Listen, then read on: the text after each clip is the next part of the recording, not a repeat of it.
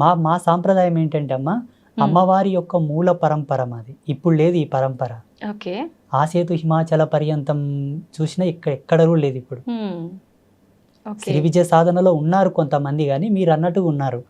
మా వేషధారణ లాగా మాలాగా లేరు. ఓకే. అలా లేరు అని మీరే చెప్తున్నారు కదా గురుగారు. మరి మీరెందుకు ఈ రకంగానే ఎంచుకున్నారు? నేను 6 నెలలు తపస్సు చేశాను. ఎస్పెషల్లీ నా యొక్క డ్రెస్ కోడ్ అనుకోండి, లేకపోతే నా వేషధారణ గురించి, ఏ మంత్ర సాధన నేను చేయాలా, ఏ దేవత ఆరాధన చేయాలా, ఎవరి గురించి నేను తపమాచరించాలని దాని మీదనే 6 నెలలు రీసెర్చ్ చేశాను నేను. తపస్సు. ఓకే.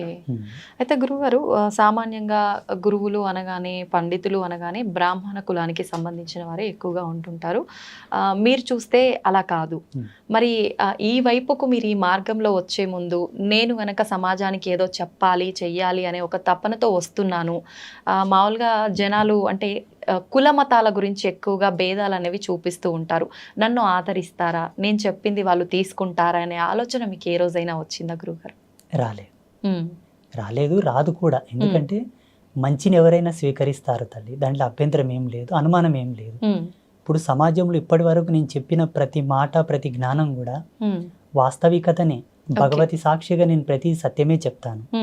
ఇంకొక విషయం ఏంటంటే అనాధారంగా నేను ఏది చెప్పను.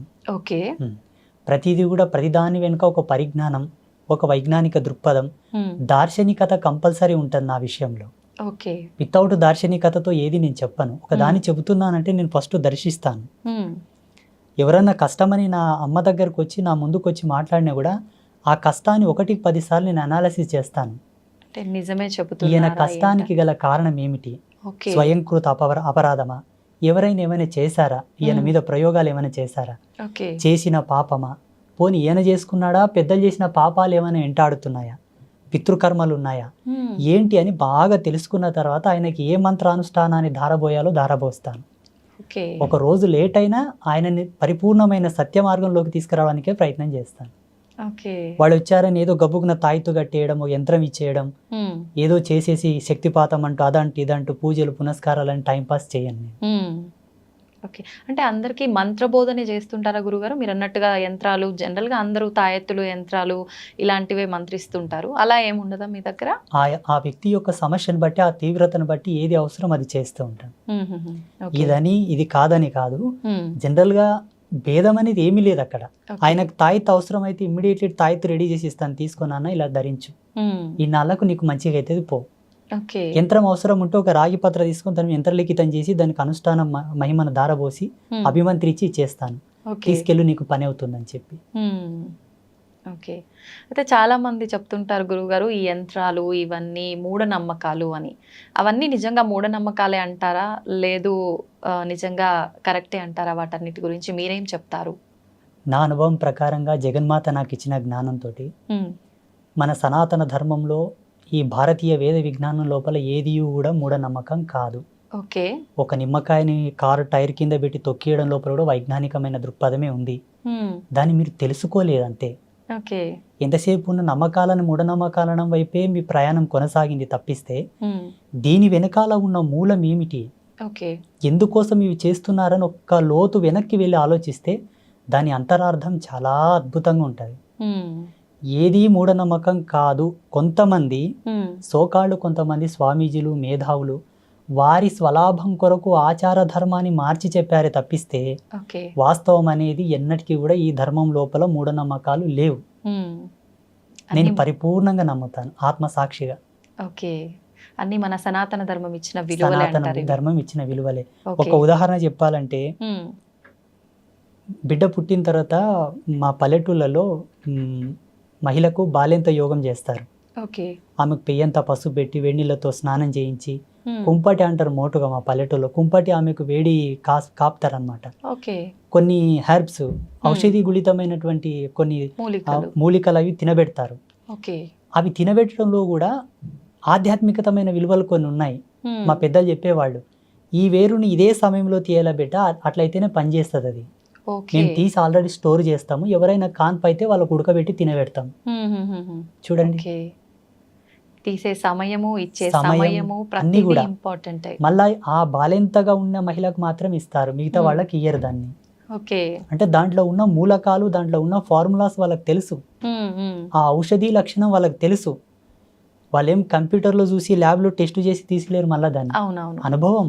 అంతే. అనుభవానికి మూలం ఆధ్యాత్మికత, ధర్మం, మాలాంటి గురువులు చెప్పిన జ్ఞానం, ఓకే. ఆయుర్వేదం మీద పట్టున్న కొంతమంది ఋషులు చెప్పిన జ్ఞానం లక్షల సంవత్సరాల పూర్వమే చెప్పారు. అవును. దాన్ని అనువంశికంగా అలాగే తీసుకుంటూ వచ్చారు ఇప్పటి వరకు. అయితే గురుగారు, మీరు ఇప్పుడు చెప్పినట్టుగా అనువంశికంగా తాత ముత్తాతల నుంచి ఉన్న ఆయుర్వేద మూలికలు ఇచ్చేవాళ్ళు చాలా మంది ఉన్నారు. వాళ్ళని నిజంగా నమ్మవచ్చా? వాళ్ళని అంటే సపోర్ట్గా తీసుకొని చాలా మంది మనకు రోడ్ల పైన కూడా మూలికలు ఇలాంటివి అమ్ముతూ ఉంటారు. వాళ్ళని నమ్మొచ్చు అంటారా? ఇక్కడ మెయిన్ ఏంటంటే అనువంశికతంగా ఉండే వాళ్ళని మనం చాలా వరకు నమ్మాలి, తప్పదు. ఎందుకంటే వాళ్ళ దగ్గర కొన్ని గ్రంథాలు ఉంటాయి, బయటికి ఇయ్యరు వాళ్ళు. వాళ్ళ తాత ముత్తాతలు రాసినటువంటి గ్రంథాలు. ఈ వేరు దేనికి పనిచేస్తుంది, దీని గుణం ఏమిటి, దీని ధర్మం ఏమిటి, దీని యొక్క రూపం ఏమిటి, దీన్ని ఎలా ఇవ్వాలి, ఎంత మాత్రంలో ఇవ్వాలి, ఎన్ని సమపాలలో కలిపి ఏ మాత్రలు ఇవ్వాలి, ఏ పసరు ఇవ్వాలి, ఏ పౌడర్ ఇవ్వాలి అనేది వాళ్ళకి తెలిసి ఉంటుంది. వాళ్ళు గ్రంథస్థంగా రాసి పెట్టి ఉంటారు. కాబట్టి కొంతమంది ఉన్నారు ఇప్పటికి చాలా మంది, వాళ్ళని నమ్మొచ్చు. ఈ రోడ్ల మీద కూర్చున్న వాళ్ళలో కూడా అందరినీ నమ్మాలి, అందరిని నమ్మకూడదని కాదు, కానీ కొందరు వ్యాపార ధోరణిలు అమ్ముతుంటారు. అట్లా అమ్మిన వాళ్ళ దగ్గర తీసుకున్న వాళ్ళు వాడి చాలా వరకు ఇబ్బందులు, సైడ్ ఎఫెక్ట్స్ వచ్చి చాలా మంది బాధపడ్డారు. మన ఆశ్రమానికి చాలా మంది వచ్చి చెప్పారు నాకు. ఒక ఆయనతో నేను ఒక పసరు తీసుకున్నానండి, తాగిన తర్వాత నాకు దుద్దుర్లు వచ్చాయి, ర్యాషెస్ వచ్చాయి అని చెప్పేసి, నాకున్న జ్ఞానంతో దానికి విరుగుడుగా ఏదో నాకు తెలిసిన పసరు, ఏదో పౌడర్, మందు అవి ఇచ్చి మళ్ళీ బాగు చేశాను నేను. వీళ్ళని నమ్మడం కరెక్ట్ కాదు, 100% నమ్మకూడదు. ఎందుకంటే మనకు సైన్స్ ఇంత డెవలప్ అయింది ఇప్పుడు, ప్రతిదాని కూడా మనకు సెకండ్లో త్రుటికాలం నందే ఇచ్చేటటువంటి వైజ్ఞానికం వచ్చింది ఇప్పుడు. మాక్సిమం ఇప్పుడున్న కాలమాన పరిస్థితులను బట్టి, మనం తింటున్న తిండిని బట్టి, ఇప్పుడు ప్రతిదీ కూడా మందులో కూడా అంటాం మేము మోటుగా, ప్రతిదీ కూడా మందులతో పండించే ధాన్యాలు, పండ్లు, కాయగూరలు అవే వస్తున్నాయి. ఈ తిండిని బట్టి, ఈ జీవన విలువలను బట్టి ఈ మందులు వాడడమే మంచిది. అప్పట్లో మోటు మందులు ఎట్లా పనిచేస్తుందంటే గట్టితనం ఉండే అందరి లోపల, దృఢత్వం బాగుండే, తినే తిండిలో కూడా ఆ గట్టితనం ఉండేది కాబట్టి పసర్లు పనిచేసేవి. ఇప్పుడు అంత తొందరగా పనిచేయవు. అంటే శరీరం సపోర్ట్ చేయదు దాంట్లకు. అయితే గురువుగారు, ఇది అడగొచ్చో లేదో తెలీదు, చాలా వరకు నేను కొన్ని ప్రాంతాల్లో విన్నాను. పల్లెటూళ్ళలో వాళ్ళు ఏమంటారంటే 2-3 ఆడ సంతానం ఉంటే ఖచ్చితంగా నెక్స్ట్ రాబోయే సంతానం మగ శిశువు జన్మించాలంటే పసరు పోస్తారు, పలానా ప్లేస్లో ఖచ్చితంగా మగ శిశువు జన్మిస్తారు అని అంటుంటారు. ఇలాంటి పసరు మందుల్ని నమ్మొచ్చు అంటారా? నిజంగా అలా జరుగుతుందంటారా? నా జీవితంలో, నా అనుభవంలో ఒక 7-8 కేసులు నేనే డీల్ చేశాను. సక్సెస్ అయ్యాయా? 100% అమ్మ సాక్షిగా, అబద్ధం ఏం లేదు. అంటే ఇవి ఎట్లుంటాయమ్మా, వాళ్ళ యొక్క దైవం అంటే వాళ్ళ యొక్క పుణ్యం, వాళ్ళ రాతఫలం, వాళ్ళ అదృష్టాన్ని బట్టి ఆధారపడి ఉంటాయి. కొందరికి వికటించాయి కూడా, కొందరికి సక్సెస్ కాలేదు. అంటే ఇక్కడ మనం ధార్మికంగా చెప్పాల్సి వస్తే వాళ్ళ యొక్క పుణ్యం, వాళ్ళ అదృష్టం. ఇటువంటివి ఏంటంటే హార్మోనల్ సెక్టర్ని మార్చేటటువంటి మూలికలు కొన్ని ఉంటాయి. స్త్రీ ఎప్పుడైతే పిండోత్పత్తి గావించే సమయం లోపల, ఆమె సంతానవతి కావడానికి రెడీగా ఉన్న సమయం లోపల ఆ పసర్లు తాపడం వలన తప్పకుండా పురుష సంతానానికి సంబంధించినటువంటి సంపర్కమే, ఆ కలయిక వలన అదే హార్మోన్స్ రిలీజ్ అయ్యి అదే హార్మోన్స్ వల్ల వాళ్ళకి పిండోత్పత్తి అవుతుంది అని అప్పట్లో ఆయుర్వేదంలో చాలా గొప్పగా రాసి ఉన్నారు. దాని యొక్క జ్ఞాన సంచికతోనే ఇప్పుడు ఈ పసర్లు అనేవి పోస్తారు మోటుగా పల్లెటూర్ల లోపల. కానీ సక్సెస్ అయినాయి, చాలా మందికి సక్సెస్ అయినాయి. కొందరు ఫెయిల్ అయితే వాళ్ళ అదృష్టం ఇక చెప్పనీకి రాదు. కొంచెం మన చేతుల్లో ఉంటే కొంచెం అదృష్టం భగవంతుడి పైన ఆధారపడి ఉంటుంది. అయితే గురుగారు, చావు పుట్టుకలు అనేవి మన చేతుల్లో లేవు. ఆ భగవంతుడు ఎప్పుడు సెలవిస్తాడో, ఎప్పుడు ఆజ్ఞాపిస్తాడో ఆ రకంగా అన్ని జరిగిపోతూ ఉంటాయి. అయితే చావుకి పుట్టుకకి ముహూర్తాలతో పని లేకుండా ప్రకృతికి అనుగుణంగా జరిగిపోతున్నప్పుడు మనం భూమి మీదకి వచ్చిన తర్వాత ఏ మంచి కార్యక్రమం చేయాలన్నా, ఎటువంటి కార్యక్రమం చేయాలన్నా ఖచ్చితంగా ముహూర్తం చూసుకోవాలి. శుభముహూర్తం అనేది పంతులతో, పండితులతో మాట్లాడి పెట్టించుకోవాలి అంటుంటారు. మరి ఎందుకని గురువుగారు? చూడమ్మా, ప్రకృతి వేరు, మనం వేరు కాదు. ప్రకృతి మనం ఒకటే. ప్రకృతిలో మనం అంతర్భాగమైనప్పుడు కాలధర్మ సిద్ధాంతాన్ని అనుసరించి, ప్రకృతి యొక్క నియమాన్ని అనుసరించి మనం నడవాలని దాని యొక్క సూచన. సమయం వేరు, ప్రకృతి వేరు, మనం వేరు కానే కాదు. అందరం కలిసి ఒక జీవితంగా జీవిస్తున్నాం అంతే. మనం ఒక సమయాన్ని తీసుకుంటున్నామంటే ఆ తాలూకు యొక్క ఎనర్జీ సీక్వెన్సెస్ యాడ్ అయి ఉంటాయి నేచర్లో. ఆ గ్రావిటీ అనేది ఫోర్స్ అయి ఉంటుంది అప్పుడు అట్ ద పాజిటివిటీ. శుభ సమయము, శుభముహూర్తం, శుభ సంకేత దృక్పథంతో కూడుకున్నటువంటి వాతావరణం, ఓకే, మంచి నీ జీవనాడులకు, నీ జీవ చైతన్యానికి, నీ ఆరా సిస్టానికి అది అనుసంధానం అయ్యి ఉండే టైం అది. ఓకే, ఉదాహరణకి సూర్యోదయం లోపల ప్రశాంతంగా చల్లగా ఉంటుంది వాతావరణం. అవును గురుగారు. మధ్యాహ్నంకి ఆ వాతావరణం ఉండదు కదా, ఉండదు. అంటే ఏం మారినట్టు? సూర్యుని యొక్క తాపం పెరిగి వేడి ఎక్కువ ఉత్పన్నం అయ్యింది కాలంలోనే. అవునవును. ఇదే కాలంలోనే మార్పులు జరుగుతున్నాయా లేదా? అలాగే ఋషుల యొక్క ద్రష్టత్వం, ఋషుల యొక్క దార్శనికత ఇక్కడనే మనకు గొప్పతనం అని తెలుసుకోవాలి మనం. భారతీయ ఋషుల యొక్క గొప్పతనం ముహూర్తాన్ని ఛేదించి ముహూర్తం యొక్క నిశ్చయం చేసేటటువంటి ఏకైక గణాంక సిద్ధాంతం మనదే. హిందూయిజంలోనే ఉంది, ఎక్కడ లేదు. ముహూర్త ప్రమాణాన్ని అంత ఈజీగా లెక్క కట్టడం అందరికి సాధ్యం కాదు, చాలా సెన్స్ కావాలి దానికి. అబ్బా ఎంత తపస్సు చేయాలో. ఇప్పుడు కాలంతో మాట్లాడాలి తల్లి లైవ్గా. కాలంతో లైవ్ లో మాట్లాడితే తప్ప ముహూర్త నిశ్చయం కాదు. ఈ ముహూర్తాలు, ఈ పంచాంగం, ఈ ఆస్ట్రోఫిజిక్స్ అంతా కూడా 14 లక్షల సంవత్సరాల క్రితమే రాయబడింది. 14 లక్షల సంవత్సరాల క్రితం రాయబడ్డటువంటి పంచాంగంలోనే రేపు వచ్చే అమావాస్యకు సూర్యగ్రహణం ఉంది, ఇప్పుడు వచ్చే అమావాస్యకు సూర్యగ్రహణం ఉందని ఇప్పుడే మన పంచాంగంలో రాశారు. కరెక్ట్ ఆ రోజు సూర్యగ్రహణం పడుతుందా లేదా మీరు చెకప్ చేసుకోండి కావాలంటే. 100% మన పంచాంగంలో చెప్పిన ముహూర్తంకే సూర్యగ్రహణం పడుతుంది. అంటే 14 లక్షల సంవత్సరాల క్రితమే నిశ్చయమైనటువంటి ముహూర్తాలే ఇప్పటికీ ఉన్నాయి. అమావాస్య, పౌర్ణమి, గ్రహాలు, నక్షత్రాలు, మనకు వచ్చే పుష్కరాలు, కుంభమేళ, ప్రతి ఒక్కరు పెట్టుకునే ముహూర్తాలు, ఎవ్రీథింగ్ ఆల్సో, ప్రతిది కూడా. అంటే ఇది ఎంత డెప్త్ అండ్ డెప్త్ సైన్స్ అంటే అమ్మ, మానవుడు కొన్ని లక్షల యోజనాల కిందికి వెళ్తే తప్ప ఈ అర్థం మనకు రాదు. కానీ ఋషులు ఎలా ఇచ్చారో, అందుకే గురువుని సాక్షాత్తు భగవంతుడితో సమానం పోల్చారు మన ధర్మంలో. భగవంతుడే ఒక మనిషి వచ్చి మనకి ఇన్ని అద్భుతాలను ఇచ్చాడని నేను భావిస్తున్నాను. ఇప్పుడు రేపు అన్నది కూడా భవిష్యత్తే కదమ్మా. వచ్చే అమావాస్యకే సూర్యగ్రహణం పడుతుందని ఇప్పుడు పంచాంగంలో రాశారు కదా. వీళ్ళు రాసిన దానికి అక్కడ గ్రహాలు మారుతున్నాయా, లేకపోతే అక్కడ గ్రహాలు మారేదాన్ని బట్టి వీళ్ళు రాశారా? మారేదాన్ని బట్టే వీళ్ళు రాశారు. వీళ్ళకి ఎలా తెలుసు? అప్పుడు రాకెట్స్ లేవు కదా గ్రహాల దగ్గరకు పోవడానికి. ఇప్పుడు ఏరోప్లాన్స్ ఉన్నాయి, అప్పుడు రాకెట్స్ లేవు కదా. ఒకవేళ మా ధర్మం లోపల విమానాలు ఉన్నాయి, పుష్పక విమానాలు ఉన్నాయి అంటే నువ్వు నమ్మరు. పోనీ అట్లానే పోయి చూసిండ్రంటే కూడా నమ్మరు. లేవు, ఇప్పుడిప్పుడే కనిపెట్టారా అని అంటారు. నిజంగా ఉన్నాయా గురుగారు పుష్పక విమానాలు? 100%, 100% ఉన్నాయి. ఆత్మసాక్షి ఉన్నాయి. చూడమ్మా, ఈ కాలంలో లేదేది మానవుడు కనిపెట్టాడు. ఇది వరకు ఉన్నది ఏదో ఆయనకు ఆ దార్శనికత వచ్చే కనిపెడతాడు. ప్రతి సైంటిస్ట్ అయినా, ఏ ఫార్ములా అయినా, ఏ పరికరమైనా సరే కాలంలో లేనిది ఏది ఆయనకు ద్రష్టత్వంలోకి రాదు. ఉన్నదే వస్తుంది. వాళ్ళ యొక్క ప్రజ్ఞా పాఠవాలను బట్టి వాళ్ళు శోధించుకొని దాన్ని కనిపెట్టి రిలీజ్ చేస్తారు బయటికి. ప్రతిదీ కూడా ఒకప్పుడు వాడబడిందే మనకు జ్ఞానం లోపలికి వస్తుంది. ఓకే, అయితే గురుగారు అంత జ్ఞానంతో ముందుగానే జరగబోయేది కూడా ఆలోచించి ఇన్ని డిసైడ్ చేసిన పండితులు, ఇలాంటి పెద్దవాళ్ళు చాలా మంది ఉన్నారు. అయితే మీరు అన్నట్టుగా శుభముహూర్తాల కోసం పండితులు పలానా ఏదైనా శుభకార్యం, మ్యారేజ్ తీసుకుందాం ఎగ్జాంపుల్కి, ఒక మంచి ముహూర్తం మీ పేర్ల మీద ఇది బాగుంది అని చెప్పి డిసైడ్ చేసినవి కూడా అన్నీ సక్సెస్ అవ్వట్లేదు. అది శుభముహూర్తం అని డిసైడ్ చేసిన తర్వాత అవి ఎందుకు విఫలం అవుతున్నాయి అంటారు? విఫలం అంటే ఎలా? అంటే సక్సెస్ అవ్వకుండా డివోర్స్ వరకు వెళ్ళటము, మధ్యలోనే విడాకులు అయిపోవడము, లేదంటే కలిసి ఉన్నా కూడా వాళ్ళిద్దరికి పడకుండా చీటికి మాటికి గొడవలు, ఇలా చాలా చూస్తుంటాం కదా గురువుగారు. ఎందుకు అలా అవుతున్నాయి?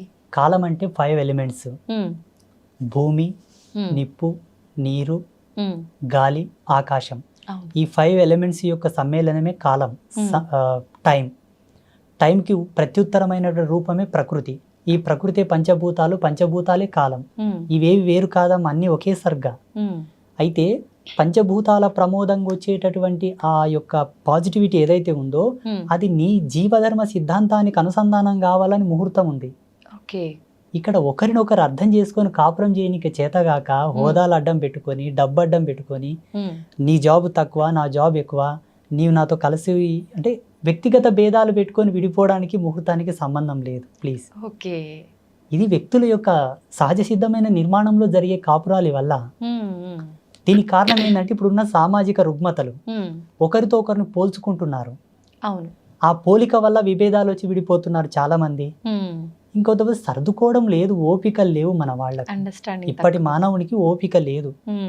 అప్పట్లో పాతకాలంలో ఎన్ని విపత్తులు వచ్చినా ఎన్ని ఇబ్బందులు వచ్చినా ఓపిక గట్టి ఉండే. ఓకే. ఓపిక ఎంత దృఢమో జన్మ అంత సార్థకత అని చెప్తారు మన ధర్మంలో. ఓపిక లేని వాళ్ళ జన్మలు సార్థకతను పొందవు. ఓకే. ఓపిక లేకపోవడం వల్ల విడిపోతున్నారు కానీ ముహూర్తం ఏం తప్పు లేదు ఆడ. ముహూర్తం యొక్క సిస్టమ్ వేరు. ఓకే. ఇప్పుడు ముహూర్తాలు, ఈ నక్షత్రాలు, ఈ పంచాంగాలన్నీ 83 లక్షల జీవరాశులు పాటించవు. మనిషి ఈ పరివర్తనలోకి రాగలిగాడు. అవును. ఈ విజ్ఞాన శోధన చేశాడు మానవుడు. ఈ కాలగణన సిద్ధాంతాన్ని మనం మాత్రమే ప్రతిపాదించాం, మిగతా జీవరాశులు కాదు. అందులో ఒక మంచి చెడు, ఇది శుభం ఇది అశుభం, ఇది ఒక ఆరోగ్యకరమైనటువంటి వ్యవస్థ. అవును. ఇక్కడ మనం చెడిపోయి మళ్ళీ ముహూర్తాన్ని నింద చేయడం ధర్మం కాదు. ఓకే. అంటుంటారు కదా గురుగారు, కానీ అంటే ఈ మధ్య కాలంలో అంటే పెట్టిన ముహూర్తం కరెక్ట్గా లేదేమో, కరెక్ట్గా వీళ్ళిద్దరికి మ్యాచ్ అవ్వలేదేమో, ఆ పంతులు అంటే ఎలా డిసైడ్ చేశాడో ఇలా జరిగిపోయింది అని నేను చెప్పి. ఆ విషయానికి వస్తే మీకు ఒక ఎగ్జాంపుల్ చేస్తాను. ఓకే. సీతారాములు నడయాడిన కాలం ఆ కాలం ధర్మవంతంగా ఉండేనా, ఇప్పుడు ఈ కాలం ధర్మవంతంగా ఉందా? ఆ కాలమే ధర్మం. ఆ కాలంలో ధర్మం సమున్నతంగా ఉంది. అవును. ఎందుకంటే శ్రీరామచంద్ర ప్రభుల వారు పుట్టినప్పటి నుంచి వారి అవతార సమాప్తి అయ్యే వరకు కూడా ధర్మం సమున్నతంగా ఉన్నదని చెప్పి మన గ్రంథాల ఆధారంగా చెప్పబడి ఉన్నాయి. ఎంతో మంది ఋషులు కూడా చెప్పారు. అవును. శ్రీరామచంద్ర ప్రభుల వారి యొక్క ముహూర్తం ఎవరు పెట్టారు? పెళ్లికి ఎవరు నిశ్చయం చేశారు? రాముడు పెళ్ళైన తర్వాత వనవాసంకి వెళ్ళిపోవాల్సి వచ్చింది. అవునవును. ఎన్ని కష్టాలు పడ్డారు. అవును. సరే, మళ్ళీ రాజ్యంకి వచ్చిన తర్వాత కూడా మళ్ళీ సీతా వియోగం ఏర్పడుతుంది. సీత కలిసిన తర్వాత ఆమె భూమిలోకి వెళ్ళడం, ఈయన అవతార సమాప్తి చేసుకోవడం. వాళ్ళు ఎక్కడ సుఖపడ్డారు? అవును. పోనీ పాండవులు కష్టపడ్డారు కదా, పోనీ శ్రీకృష్ణుడు కూడా కష్టపడ్డాడు కదా, అవును. పోనీ దేవేంద్రాదులు కూడా కష్టపడ్డారు కదా. ఇప్పుడున్న మానవుడు, ఇప్పుడు జీవించే మానవుడు దాని భూతద్దంలో ఎట్టి చూస్తున్నాడు ముహూర్తాన్ని. ఓకే. దాని యొక్క నిర్మాణం, దాని యొక్క నిర్మాణం వేరు. ముహూర్తాన్ని తప్పకుండా మానవ జన్మ ఎత్తిన తర్వాత ప్రతి మానవుడు ముహూర్త నిశ్చయంతోనే జీవితకాలం గడవాలి. ఓకే. ముహూర్తానికి ఉండేటటువంటి మెయిన్ అర్థం ఏంటో తెలుసా? నీవు జీవించే జీవన విధానానికి సంబంధించినటువంటి ధర్మం, భౌగోళికంగా నువ్వు జీవిస్తున్న జీవ అవశేషాలకు సంబంధించినటువంటి సింక్, అది లింక్. ఓకే. అనుసంధానం అయ్యేటటువంటి శుభముహూర్తం. అది నీ జీవితంలో ఒక సార్థకతను ప్రసాదించడానికి నిర్ణయం చేసిన ఒక టైం. ఓకే. దానివల్ల మన జీవితాలు నడవాలనుకోవడం అజ్ఞానం. మనం బ్రతకాలి, మనం జీవించాలి.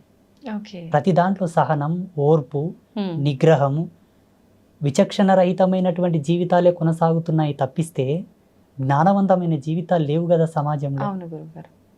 అయితే గురుగారు, ఎక్కువగా భగవంతుడి ఆరాధనలో ఉన్న వాళ్ళకే కష్టాలు, ఇబ్బందులు ఎక్కువగా ఉంటుంటాయి అంటుంటారు. ఎగ్జాంపుల్కి తీసుకుంటే కూడా చాలామంది ఎక్కువగా దేవుడి పైన భక్తి ఎక్కువగా ఉండి ఎక్కువ పుణ్యక్షేత్రాలను దర్శించుకోవడానికి, దేవుడిని దర్శించుకోవడానికి వెళ్తూ ఉంటారు. అలా వెళ్ళే ఆ సమయంలో కొంతమంది ప్రమాదవశాత్తు ప్రాణాలు కూడా కోల్పోతూ ఉంటారు. దైవ దర్శనానికని వెళ్తుంటే ఎందుకు అలా జరుగుతుంది? వాళ్ళు చేసిన కర్మ ఫలాల ఆధారంగా అయి ఉంటుందా? మరి అలా ఉన్నప్పుడు భగవంతుని ఆరాధిస్తే, మనం శరణు వేడుకుంటే ఎటువంటిదైనా ఆయన రక్షిస్తాడు అని అంటుంటారు. ఎందుకు వాళ్ళని భగవంతుడు రక్షించలేకపోతున్నాడు? భగవంతుడు వాళ్ళని రక్షించే పాత్రత లోపల ఎప్పుడు సంసిద్ధుడై ఉంటాడు. కాకపోతే భగవంతుని పాత్రత ఎంత సత్యమో కాపాడబడాలన్న నీ పాత్రత కూడా అంతే సత్యమై ఉండాలి. ఓకే. ఈరోజు ఐ డ్రీమ్స్ మీడియా వాళ్ళు నన్ను ఇక్కడ పిలిచారంటే ఏదో కొంతో నా లోపల నచ్చే పిలిచారు. స్వామీజీ ఇంతో అంతో చెప్తాడు మంచిగాని. భగవంతుడు నిన్ను అనుగ్రహించి కాపాడాలన్నప్పుడు నువ్వు అంత సత్యవంతుడు వై కూడా ఉండాలి. బై బర్త్ నుంచి ఈ జన్మది సరిపోక పోయిన జన్మలో కూడా అంత పుణ్యకార్యములు, పుణ్య దీక్ష దక్షత నీలో ఉండాలి. మీ పితాపితరులు కూడా పుణ్యం చేసి ఉండాలి. ఇప్పుడు ఈ జన్మ ఇప్పుడే ఆకాశం నుంచి ఊడిపడ్డది కాదు. ఎన్ని సంవత్సరాల నుంచి, ఎన్ని లక్షల సంవత్సరాల నుంచి ఉండేటటువంటి ఆ జెనెటిక్ థియరీని బట్టి మనకి జన్మ వచ్చింది, ఆ DNA కాలం బట్టి. సో ఆ వంశవృక్షంలో చేసేటటువంటి పాప సంక్రమణ, పుణ్య సంక్రమణ వల్ల ఈ దేహం ఉంటుంది. ఈ దేహం పొందిన తర్వాత కూడా చేసేటటువంటి పాప సంక్రమణ, పుణ్య సంక్రమణ. అందుకు భగవంతుని చెంతన నువ్వు నిష్ణాతుడవై ఉండి, అర్హుడవై ఉంటే త్రుటికాలం నంది నేను తప్పించగలడు కదా. ఎంతమంది బ్రతుకుతుండలేరు ఇప్పుడు? ఎంతో మంది ఇప్పుడు కాపాడబడుతున్నారు, రక్షించబడుతున్నారు. వీళ్ళెందుకు రక్షించబడలేదంటే అందుకు భిన్నమైనటువంటి పాపమో కర్మనో ఏదో ఉండవచ్చు. అంత ఈజీగా మనం క్యాలిక్యులేట్ చేయడం కూడా ధర్మం కాదు. ఓకే. పూజలు చేసే వాళ్లకు కష్టాలు ఎందుకు వస్తాయంటే పూజలు చేయడం వల్ల కష్టాలు తీరుతాయనుకోవడం ఫస్ట్ అజ్ఞానం. ఓకే. ఎందుకు పూజలు చేస్తారంటే చెప్పన తల్లి, మనకు పితృపక్షం వస్తుంది. ఇప్పుడు అవును, పితృపక్షంలో మన హిందూ ధర్మం లోపల మన పెద్దలకు శ్రద్ధా తర్పణాలు వదులుతారు, పిండ ప్రదానాది కార్యక్రమాలు చేస్తుంటారు. ఆ పల్లెటూళ్ళలో వాళ్ళ ఫోటోలు పెట్టి వాళ్ళు తినే వాళ్ళకి ఇష్టమైన పదార్థాలు వండి పెట్టి పూజలు పునస్కారాలు చేసి దండం పెట్టుకుంటారు. ఎందుకోసం అంటే వాళ్ళు ఇచ్చినటువంటి దేహం ఇది, వాళ్ళ వంశంలో మనం పుట్టామని ఒక కృతజ్ఞత భావం. వాళ్ళకు ఒక మాసం ఏర్పాటు చేసి ఈ మాసంలో పితృదేవతలను కొలవాలని ఆ మాసాన్ని డిసైడ్ చేసి పితృపక్షంలో పితృదేవతలకు పూజలు చేయాలని ఒక రూల్ ఇచ్చారు మన ధర్మంలో. ఓకే. ఈ జన్మనిచ్చినందుకు వాళ్ళకు మొక్కుతున్నాం మనము. వాళ్లకు మనకు ఇంతటి అందమైన ప్రపంచాన్ని భగవంతుడు ఇచ్చాడు కదా, మరి భగవంతునికి ఏమి ఇవ్వాలి మనం? అందుకే ఈ పూజలు. నిన్నిచ్చినందుకు, ఈ ప్రకృతిని ఇచ్చినందుకు, నీకు ఇంతటి అందమైన ప్రపంచాన్ని సృష్టించినందుకు భగవంతునికి నువ్వు ఇంత కృతజ్ఞత భావంతో పూజ. అంతేగాని నువ్వేదో ఇస్తే ఆయన నీ కోరికలు తీర్స్తాడనుకోవడం కరెక్ట్ కాదు. చూడమ్మ, వేదాంత ధర్మంలో ఎప్పుడు కూడా వేద ధర్మం ప్రకారంగా, శాస్త్ర ప్రమాణం ప్రకారంగా పూజలు చేస్తే కష్టాలు నెరవేరుతాయని లేదు. కానీ ఋషులు మనుషుల యొక్క కష్టాలు చూడలేపక, బాధలు చూడలేపక వాళ్ళు ధ్యానంలో కూర్చొని కొన్ని దర్శనాలు చేశారు. వ్రతాలు, నోములు, కొన్ని ప్రత్యేకమైన హోమములు, శాంతులు, కొన్ని యజ్ఞక్రతువులను దర్శించారు. వీటిని చేయండి, వీటి యొక్క మహితాత్మమైన శక్తి చేత భగవంతుడు ప్రసన్నమవుతాడు, మీ కష్టాలు తీరుతాయి అని ఒక ప్రమాణంగా చెప్పారు. మాసంలో పితృదేవతలను కొలవాలని ఆ మాసాన్ని డిసైడ్ చేసి పితృపక్షంలో పితృదేవతలకు పూజలు చేయాలని ఒక రూల్ ఇచ్చారు మన ధర్మంలో. ఈ జన్మనిచ్చినందుకు వాళ్ళకు మొక్కుతున్నాం మనము. వాళ్లకు మనకు ఇంతటి అందమైన ప్రపంచాన్ని భగవంతుడు ఇచ్చాడు కదా, మరి భగవంతునికి ఏమి ఇవ్వాలి మనం? అందుకే ఈ పూజలు. నిన్నిచ్చినందుకు, ఈ ప్రకృతిని ఇచ్చినందుకు, నీకు ఇంతటి అందమైన ప్రపంచాన్ని సృష్టించినందుకు భగవంతునికి నువ్వు ఇంత కృతజ్ఞత భావంతో పూజ. అంతేగాని నువ్వేదో ఇస్తే ఆయన నీ కోరికలు తీర్స్తాడనుకోవడం కరెక్ట్ కాదు. చూడమ్మ, వేదాంత ధర్మంలో ఎప్పుడు కూడా వేద ధర్మం ప్రకారంగా, శాస్త్ర ప్రమాణం ప్రకారంగా పూజలు చేస్తే కష్టాలు నెరవేరుతాయని లేదు. కానీ ఋషులు మనుషుల యొక్క కష్టాలు చూడలేపక, బాధలు చూడలేపక వాళ్ళు ధ్యానంలో కూర్చొని కొన్ని దర్శనాలు చేశారు. వ్రతాలు, నోములు, కొన్ని ప్రత్యేకమైన హోమములు, శాంతులు, కొన్ని యజ్ఞక్రతువులను దర్శించారు. వీటిని చేయండి, వీటి యొక్క మహితాత్మమైన శక్తి చేత భగవంతుడు ప్రసన్నమవుతాడు, మీ కష్టాలు తీరుతాయి అని ఒక ప్రమాణంగా చెప్పారు. కానీ అది కూడా దాని మీద ఎప్పుడు ఆధారపడి ఉండకు. నిన్ను నీవు నమ్ముకో, నీవు సత్యశీలుడవై మెలుగు, అప్పుడు అవి నీకు రిఫ్లెక్ట్ అవుతాయి, నీకు రిప్లై ఇస్తాయని కూడా చెప్పారు. మళ్ళీ వెనుకనే ఇలా చెబుతూనే ఇది కూడా చెప్పారు, ఏది అవసరమో అదే పాటిస్తున్నారు కంపల్సరీ. ఇప్పుడు ఒక కంపెనీ యాజమాన్యం దగ్గరికి వెళ్ళి, అయ్యా నాకు ఉద్యోగం ఇవ్వండి అంటే, నీ అర్హత ఏముంది నాయన అని అడుగుతారు. నేను పలానా డిగ్రీ చేశానండి, పలానా పీజీ చేశానంటే, నీ చదువుకు, నీ ర్యాంకు తగ్గట్ల నీకు ఉద్యోగం ఇస్తారు. నిన్ను ఏ సీట్లో కూర్చోబెట్టాలి, ఎక్కడ కూర్చోబెట్టాలో వాళ్ళు డిసైడ్ చేస్తారు. భగవంతుడు కూడా ప్రకృతి ఆధారంగా మనం జీవించే జీవన విధానాలను బట్టి, మనం నడిచే నడవడికను బట్టి మనకు కొన్ని మార్కులు వేస్తాడు. ఆ మార్కులను బట్టి మన జీవితం డిక్లేర్ అవుతుంది. మనకు వచ్చేటటువంటి కష్టాలు, బాధలు, ఇబ్బందులు, భోగభాగ్యాబ్ది సంప్రాప్తములన్నీ కూడా మన జీవించే జీవన విధానం బట్టి వస్తాయి. మా పెద్దలు ఏమనేవాళ్ళు తెలుసా పల్లెటూళ్ళలో, అమ్మా ఏం లేదు నాయన, ఎవరు ఏది నాటుతారో అదే కోసుకొని తింటారు, ఏది నాటుతారో అదే కోసుకొని తింటారు, అందుకు మిన్న ఏదీ లేదు. నువ్వు మంచి చేస్తావా, మంచే వస్తుంది, చెడు చేస్తావా, చెడే వస్తుంది, అది ఎన్నటికి తప్పదు అనేవాళ్ళు మా పెద్ద మనుషులు. వాళ్ళేం సిద్ధాంతులు కాదు, పండితులు కాదు. మళ్ళా ఇంకొక మాట అనేవాళ్ళు, ఈ జన్మ, ఈ కాలం అంతా ఒక అద్దం లాంటిది నాయన, అద్దం ముందలు పోయి నువ్వు ఏ చేష్టలు చేస్తే నీకు అదే ఎట్లా రిప్లై ఇస్తుందో, ఈ ప్రకృతి కూడా అంతే, నువ్వు ఏం చేస్తావు అది రాసుకుంటుంది, అదే దొబ్బుతుంది మళ్ళీ నీ మీదకి అని చెప్పారు. నిజంగా చాలా బాగా చెప్పారు గురువు గారు. కానీ మీరు చెప్పిందంతా వింటుంటే నిజంగా ఇది వాస్తవం అనిపిస్తుంది. కానీ కొంతమంది వాళ్ళ విషయంలో ఏం జరుగుతుందంటే వాళ్ళు ఎంత నిజాయితీగా ఉన్నా, ఎంత మంచి మార్గంలో నడిచినా కూడా ఎక్కువ ఈ ఇబ్బందులన్నీ వాళ్ళకే వస్తుంటాయి. మరి దాని గురించి ఏం చెప్తారు? వాళ్ళకి ఆ జన్మ ఏకన ముందు వాళ్ళ తల్లిదండ్రులు అంతటి పుణ్యకర్మలు ఆచరించలేకపోవచ్చు. ఓకే. జీవుడు తన ఈపున ఎంత పుణ్యం పెట్టుకొని సంతానాన్ని ఇస్తే పుట్టే పిల్లలు అంత గొప్పగా పుడతారు. మీకు ఒక ఎగ్జాంపుల్ చెప్తానమ్మా. ఇప్పుడు మా డ్రైవర్ వచ్చాడు. మా డ్రైవర్ వాళ్ళ తల్లిదండ్రులు ఒక గురువుతోటి బోధ తీసుకున్నారు, గురూపదేశం. ఓకే. వాళ్ళు గురూపదేశ సంస్కారం తీసుకున్నప్పటి నుంచి మా డ్రైవర్ వాళ్ళ నాన్న చనిపోయాడు. వాళ్ళ నాన్న చనిపోయే వరకు వాళ్ళ జీవితాలలో చూడని కష్టం లేదు, పడని బాధ లేదు. పాపం నేను లైవ్ లో చూశాను. చాలా కష్టపడ్డారు. చివరికి వాళ్ళ నాన్న చనిపోయాడు. వాడొక్కడే అబ్బాయి, వాళ్ళ అమ్మ, వారిద్దరే ఉంటున్నారు. ఇప్పుడు ఆ అబ్బాయి వాళ్ళ అమ్మ, ఆ అబ్బాయి నా పాదాలను ఆశ్రయించి నాతోను ఉపదేశం తీసుకున్నాడు, మంత్రోపదేశం. అమ్మవారిని ఆశ్రయించి నాతో మంత్రోపదేశం తీసుకున్నప్పటి నుంచి ఇప్పుడు ఎంత సుఖంగా ఎంత సంతోషంగా ఉన్నారో. అసలు చాలా ఆనందంగా ఉన్నారు వాళ్ళు. ఇప్పుడు ఆయనకు కొడుకో బిడ్డ పుట్టారు. ఎంత ఆరోగ్యంగా, ఎంత చురుకుగా, ఎంత అందంగా, ఎంత అభినయంగా పుట్టారో పిల్లలు. అసలు ఈ కష్టము బాధ అంటేనే తెలియనంత గొప్పగా పెరుగుతున్నారు ఇప్పుడు. అంటే వాళ్ళ తాత వాళ్ళ అవ్వ గురూపదేశం తీసుకొని గురువు చేత గోలినటువంటి పుణ్యము కొడుకుకు ఉత్తాన పదంగా సంక్రమించి ఇప్పుడు మనమంగులకు పుణ్యం ఆవహించింది. ఓకే. ఖచ్చితంగా మనం చేసేయి మన పిల్లలకి, వాళ్ళ పిల్లలకి. దశరథ మహారాజు తన జీవిత పర్యంతం లోపల పొందిన శాపాన్ని తాను మొత్తం సంపూర్ణంగా అనుభవించకూడని దేహము చాలించిన తర్వాత ఆ శాపం యొక్క పవర్ అనేది, ఆ యొక్క మహిమ అనేది, ఆ శక్తి అనేది శ్రీరామచంద్ర ప్రభు అనుభవించాడు, లక్ష్మణస్వామి అనుభవించాడు, భరతుల వారు అనుభవించారు, శత్రుఘ్నుడు అనుభవించాడు. అవును, తప్పదు. ఇప్పుడు ఈ జన్మ వారి చేత పొందామంటే వారి యొక్క అవశేషములు కూడా మన యొక్క జీవితం వెనకాలే వస్తాయి 100%. డాక్టర్స్ కూడా అదే చెప్తారు కదమ్మా. ఇప్పుడు జీన్స్ మన యొక్క పెద్దల యొక్క వారసత్వాన్ని బట్టి కొన్ని రోగాలు వస్తుంటాయి అని చెప్తారు. రోగాలు వస్తాయి అంటేనేమో నమ్ముతారు, ఉసురు వస్తుంది అంటేనేమో నమ్మరు. మేము ఇట్లా పాపాలు పుణ్యాలు పెద్దల నుండి వస్తాయంటేనేమో మూఢనమ్మకం అంటారు.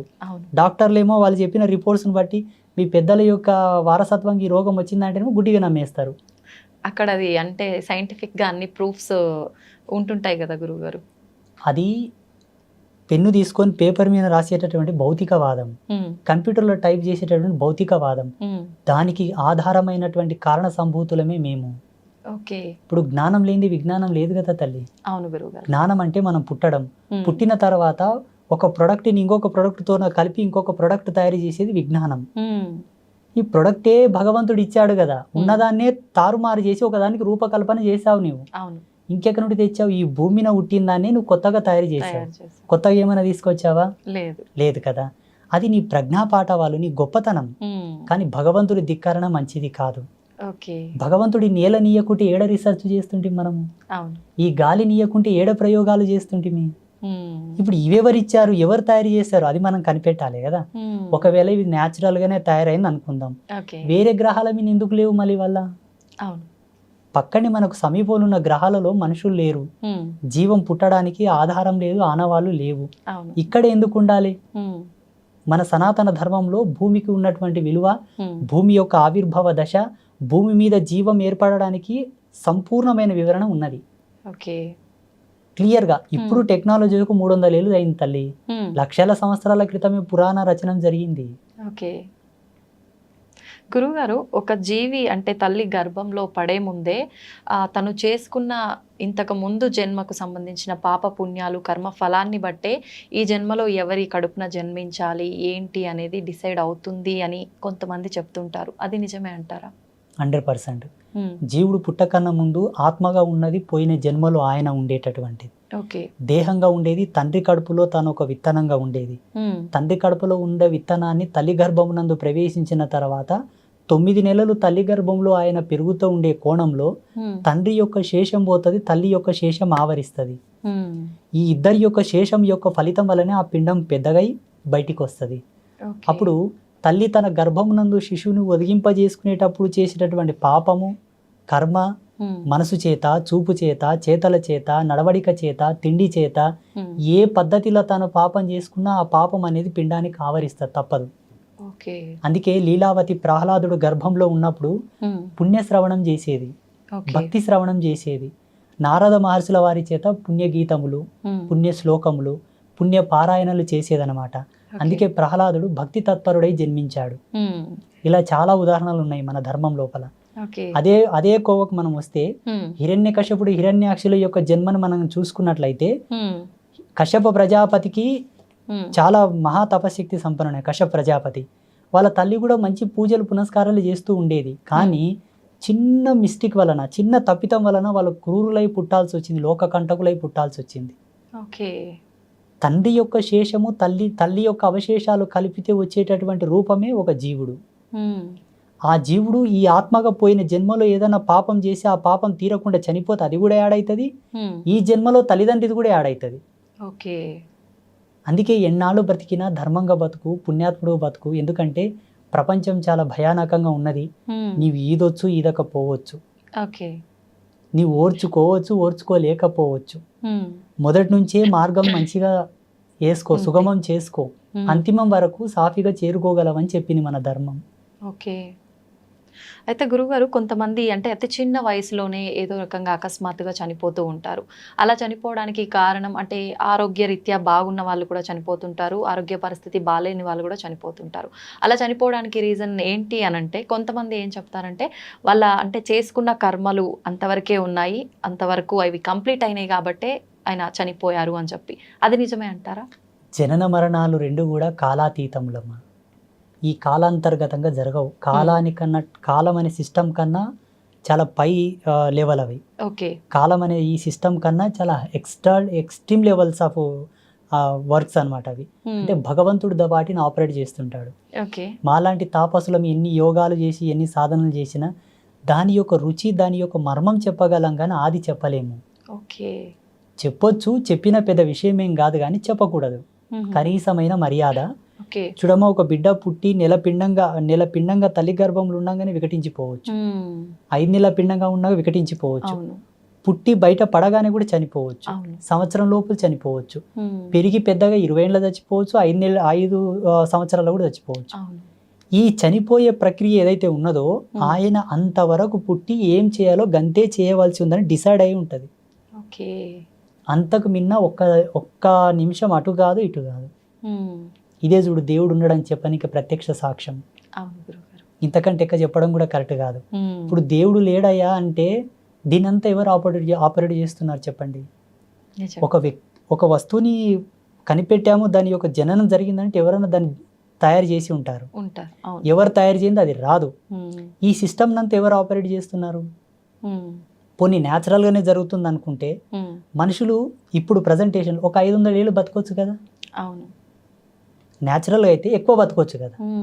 లేదు, ఎవరు దీన్ని ఆపరేట్ చేయట్లేదు, ఇది సహజ సిద్ధంగా తనకు తానుగానే ఉత్పన్నమైంది అనుకుంటే వేరే విధంగా పుట్టొచ్చు కదా. మనుషులు ఒకే యాంగిల్తో ఎందుకు పుడుతున్నారు? పోనీ ఇది సహజ సిద్ధంగా తనకు తానుగానే ఉత్పన్నమైన కాలధర్మం అనుకుంటే ఈ భూమి లాంటి ఇంకొక భూమి కూడా తయారు కావాలి కదా. చూడమ్మా, ఇప్పుడున్న మోడర్న్ టెక్నాలజీ ఏదైతే ఉందో శాస్త్రవేత్తలకు నేను ఒక సవాల్ వేస్తున్నా. ఉజ్జయిని మహాకాళి, మహాకాళేశ్వరుడు, కాశీ విశ్వనాథుడు, విశాలాక్షి దేవతల మీద వీళ్ళని రీసెర్చ్ చేయమని చెప్పండి. ఈ సృష్టికి సంబంధించిన రహస్యం తెలుస్తుంది. ఈ ప్రపంచంలో అతి పురాతనమైన చాలా ప్రాచీనమైన ప్రదేశం ఏదన్నదంటే కాశీ మహానగరమే. కల్పాంత సమయం లోపల అన్ని ప్రదేశాలు నీట మునిగినా కాశీ మునగదు. మహాశివుడు దాన్ని శూలం చేతి ఎత్తి పడతాడు. ఈ ప్రకృతికి ఉండేటటువంటి కాలధర్మానికి ఉండేటటువంటి పర్యావసనం అంతా అయిపోయిన తర్వాత మళ్ళీ యథాస్థానానికి తెస్తాడు, జీవం పుడుతుంది.